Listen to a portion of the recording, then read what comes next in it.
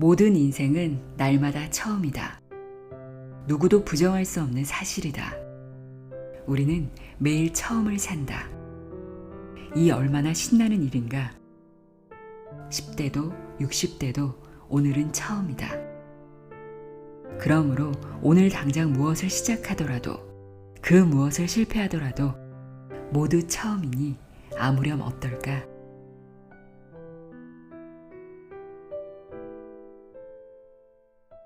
안녕하세요. 나의 소리책 갈피 소리내어 읽다입니다. 오랜만에 산문집을 들고 왔습니다.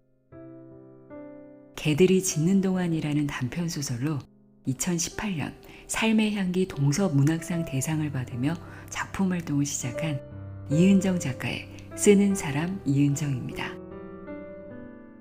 제목에서도 알 수 있듯이 읽고 쓰는 일이 인생의 전부인 작가의 삶과 일상이 솔직하게 녹아있는데요.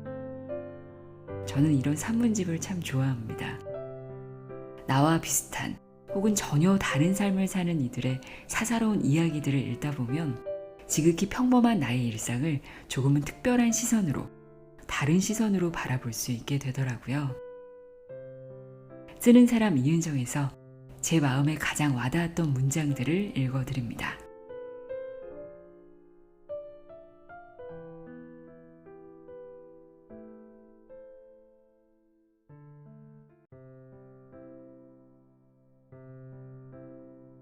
모든 인생은 날마다 처음.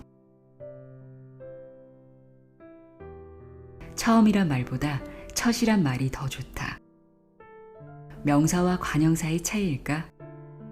첫인사, 첫사랑, 첫 키스, 첫눈. 첫만 붙으면 설레고 아름다운 단어가 된다. 나는 첫사랑을 하기 전까지 사랑이 뭔지 몰랐다. 물론 첫이니까 당연한 건지도 모른다. 사랑이 무언지 정의할 수 없었으니 하는 방법 역시 몰랐다. 아주 오래전 나의 첫사랑. 그는 진실하고 젠틀한 남자였다. 그와의 첫사랑이 끝나는 것을 감지했을 때쯤 나는 수단을 가리지 않고 그 사랑을 붙들려고 했다. 사랑이 끝나는 것이 두려웠다. 실패하는 것이 싫었다. 사랑이 끝난 후 겪어야 할 감정들을 감당할 수 없을 것 같았다. 첫사랑은 이루어지지 않는다는 말을 최초로 유포한 사람을 경멸하며 보란듯 첫사랑에 성공하고 싶었다. 나는 그때 처음으로 관계에 관해 알게 되었다. 거짓이나 가식은 사랑하는 이를 떠나게 만든다는 것을, 자존감이 없는 사람이 주로 그렇다는 것을 알아차렸다. 첫사랑에 실패한 뒤로 나는 사소한 거짓말도 영혼 빠진 가식도 지양하려고 노력했다. 친하고 깊은 사이일수록 더 신경 쓰는 부분이었다. 설령 내가 너무 진실하다는 이유로 사람이 떠나버린다면 그건 어쩔 수 없는 일이다. 어차피 거짓으로 이뤄낸 관계는 오래가지 못하고 그 상처는 고스란히 내 몫이라는 걸 깨달았기 때문이다. 그 깨달음이 옳았다는 확신은 나이가 들수록 강해졌다. 비단 사랑뿐만은 아니었다. 많은 걸 깨닫게 해준 첫들의 실패를 통해 나는 조금씩 인생을 배운 듯하다. 내 인생의 실패는 타인을 이해하는 아량도 덤으로 가지고 왔다. 첫 실수에 대해서는 대체로 용서를 베푸는 사람이 되었다. 때로는 첫 발을 내딛는 이들에게 용기를 주기도 하고, 첫 실패를 한 사람에겐 그 경험이 가져올 해안에 대해 말해줄 수 있는 여유가 생겼다. 처음은 누구에게나 관대하지 않던가. 모험이든 도전이든 실수든 실패든. 나는 늦은 나이에 처음으로 나만을 위한 삶을 살고 있다. 오직 내가 원하는 방향으로 가고 있다. 얇고 흔들리는 꿈이라는 다리 위에서 의연해지려고 애쓰며 매일 쓰고 읽는다. 그저 버티는 삶일지도 모른다. 불안하고 두렵고 막막하지만 첫이란 그런 거니까. 이 삶이 실패로 끝나더라도 그건 역시 첫이니까 괜찮을 것이다. 모든 인생은 날마다 처음이다. 누구도 부정할 수 없는 사실이다. 우리는 매일 처음을 산다. 이 얼마나 신나는 일인가. 10대도 60대도 오늘은 처음이다. 그러므로 오늘 당장 무엇을 시작하더라도 그 무엇을 실패하더라도 모두 처음이니 아무렴 어떨까?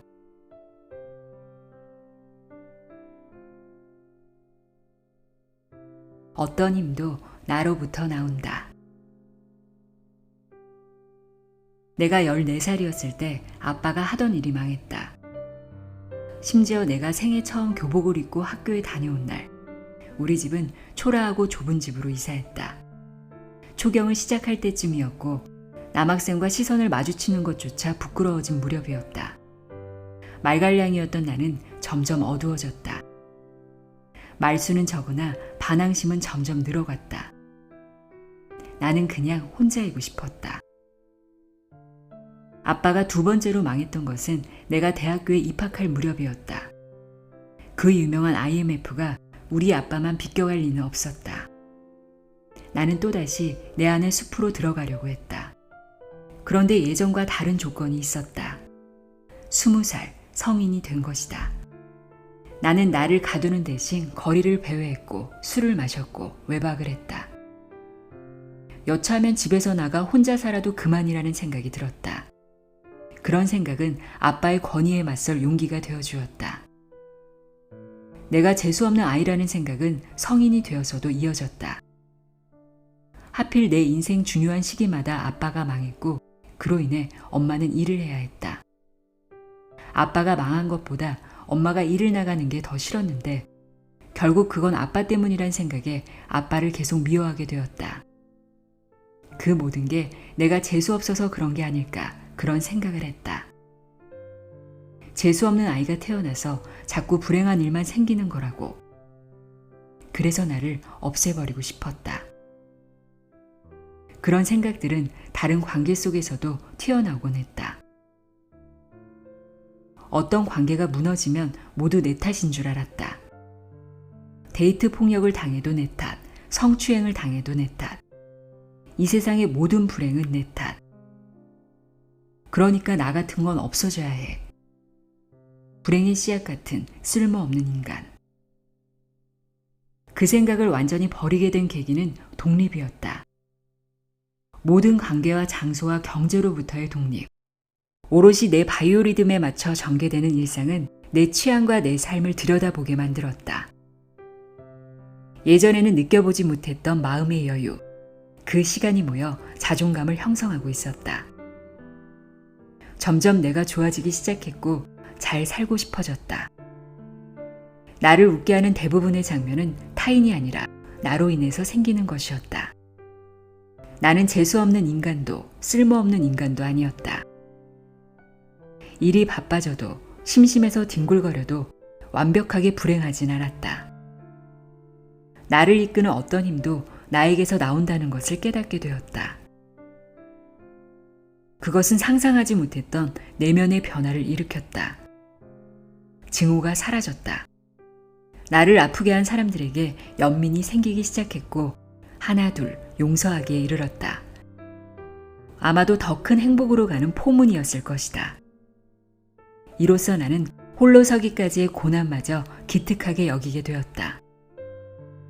인생에서 가장 값진 교훈은 정신적, 경제적으로 완전히 독립했을 때 오는 게 아닐까 싶다.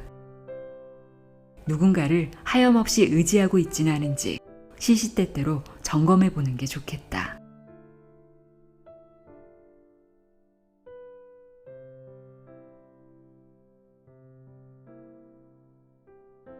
언젠가는 나로 채워질 틈. 누군가를 온전히 사랑만 하거나 완벽히 미워만 할 수 있다면 얼마나 좋을까? 사랑하다가 미워하게 되는 거 말고, 미워했던 사람에게 연민을 느끼게 되는 거 말고, 그냥 사랑이면 사랑으로 끝나고 미움이면 미움으로 완성되는 그런 거. 왜, 도대체 왜 사랑했던 사람이 미워지고 미워했던 사람이 이해되고 그런 것일까? 왜 그 모양으로 머리와 가슴을 물컹하게 만들어놔서 늘 관계 속에 매몰되게 만들어 놓은 걸까? 이런 고뇌를 하기 시작한 과거의 나는 아마 미웠던 누군가를 이해할 수 있을 것 같은 두려움이 생겼던 모양이다. 사랑을 신뢰할 수 없었던 이유는 내가 겪은 모든 유형의 사랑이 아팠기 때문이었다. 정의할 수 없거나 상당히 개인적으로 정의될 수밖에 없는 사랑이라는 영역. 가장 먼저 이해하려고 노력했던 건 아빠였다. 나는 학교 마치고 집에 가는 게 너무 싫은 아이였다. 그럼에도 꾸역꾸역 기어들어가야 했던 집구석. 늦은 밤 술에 취한 아빠의 노랫소리가 들리면 쥐새끼처럼 후다닥 불을 끄고 이불 속으로 들어갔다. 술 냄새, 담배 냄새. 아빠가 자는 척하는 내 볼에 얼굴을 부빌 때 느껴지는 거칠한 수염의 감촉은 소름 끼쳤다. 나는 생각했다. 앞으로 닥칠 내 인생의 모든 불행은 아빠 때문일 거라고. 그런 아빠를 조금 이해하기 시작한 것은 아이러니하게도 내가 큰 불행을 겪고 있을 때였다. 정말 아빠 때문일까 곰곰이 생각하게 되었고 그 과정에서 아빠는 왜 그랬을까 하는 의문이 생기기 시작했다. 의문의 끝에서 마침내 알게 된 사실이 있었다.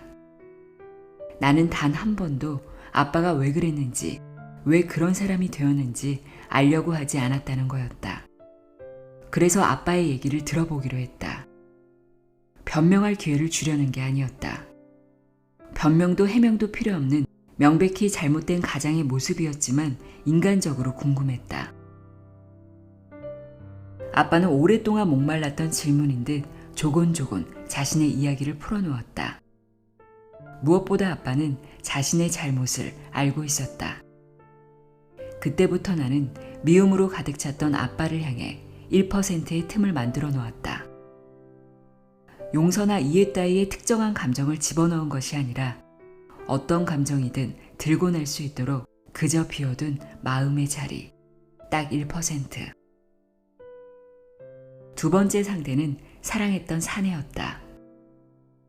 아빠한테 했듯이 그를 위해 마음의 틈을 만들어 놓으려고 했다. 1%만 그렇게 하려고 했다. 그런데 문제가 생겼다. 아빠 때랑 달랐다. 그 사람은 복잡했다. 내 안에서 여러 가지 감정이 얽히고 설켜 혼란스러웠다. 사랑이 100%였던 남자와 이별한 후 1%의 틈을 만드는 것은 어쩌면 99%의 흔적을 남기는 일이었다. 그래도 나는 틈을 만들었다. 그 틈으로 무엇이 들어가든 가득 찼던 사랑까지 남김없이 빠지길 바라며. 사랑이면 사랑, 미움이면 미움. 특정한 존재를 향한 완벽한 마음은 없는가 보다. 그래서 난 이 말을 좋아한다. 애증. 어쩌면 모든 관계가 애증이 아닐까? 심지어 나 자신에게도 말이다. 그래서 자꾸 고민하고 용서하고 미워하면서도 부대끼며 살고 그런 거겠지. 내가 만든 틈 사이로 휑한 바람과 애증이 평생 들고 날지도 모르겠다. 그러다가 종국에는 애로만 충만해지길 바란다. 그런 벅찬 순간을 생애 한 번쯤 느껴보고 싶다.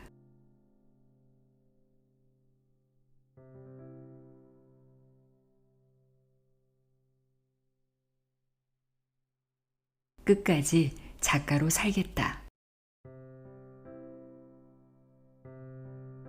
작가가 되어 들은 말 중에 가장 복받쳤던 문장은 다음과 같다. 오늘도 고맙습니다. 어제보다 오늘 더 고맙습니다. 몇 날 며칠 동안 그 말을 복기했고 그때마다 눈꺼풀이 바르르 떨리는 것을 느꼈다. 지금의 내가 타인을 위해 할 수 있는 거라곤 글 쓰는 일밖에 없는데 무엇이 그리도 고마웠을까? 며칠 후 다른 사람에게 비슷한 말을 들었다. 살아주셔서 감사합니다, 작가님. 이 사람들이 나한테 왜 이럴까? 무섭게, 눈물나게. 아무짝에도 쓸모없을 것 같았던 내 존재도 어쩌면 작은 가치 하나는 있지 않을까라는 긍정의 생각이 열렸던 건 몇 해 전이었다. 수필을 써서 상을 받았고 글이 문해지에 실렸다. 그 글을 보고 팬이 되었음을 자칭하신 어떤 분이 출판사를 통해 내게 후원하고 싶다는 의사를 밝히셨다. 목소리 지긋하신 여성분이라는 말을 전해 들었다. 그렇게 우리는 연락이 닿았다. 그녀는 자신도 어려운 시기를 겪었고 내가 딸 같기도 해서 마음이 쓰인다고 말했다. 그날 내 통장에 50만 원이 입금되었다. 누군가가 내 삶을 후원하는 일은 처음이었다. 무슨 인복인지 그 이후에도 다양한 후원을 받았지만 첫 책을 출간하고서 가장 먼저 떠오른 사람은 그분이었다. 책을 보내드리고 싶다고 연락을 드렸더니 끝까지 사서 읽겠다고 하셨다.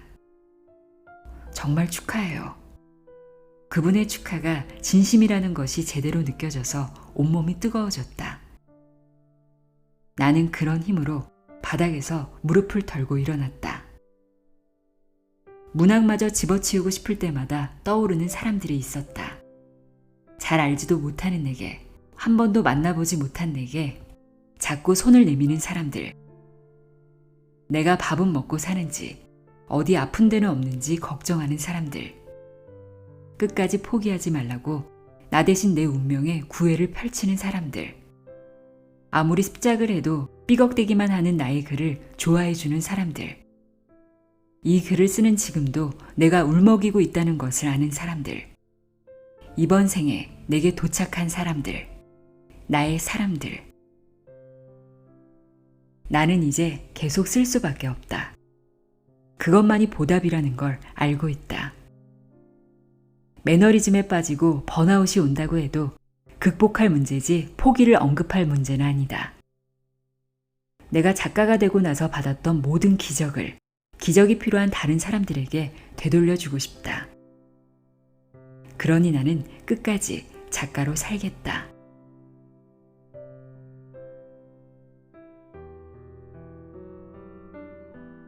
나의 소리책갈피 소리내어 있다였습니다.